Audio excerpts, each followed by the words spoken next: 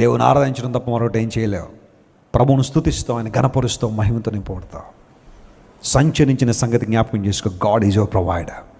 Are you worrying about any provision today? ఈరోజు నీ పోషణ గురించి బాధపడుతున్నావా?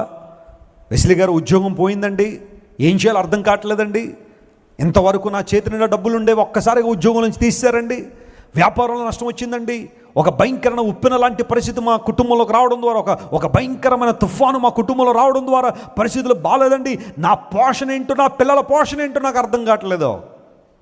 నమ్మో ప్రియ దేవుని బిడ్డ, నేను పోషించే దేవుడు నీకున్నాడు. హల్లెలూయా. అరచు పిల్ల కాకులను పోషించే దేవుడు ఆయన. పక్షులను చూడండి, అవి విత్తవో కోయవో, గరిసెలలో ఏం చేయట్లేదు, అవి కూర్చుకోవట్లేదు, దాచుకోవట్లేదు. కానీ మీ పరలోకపు తండ్రి వాటిని ఏం చేస్తున్నాడో పోషిస్తున్నాడు.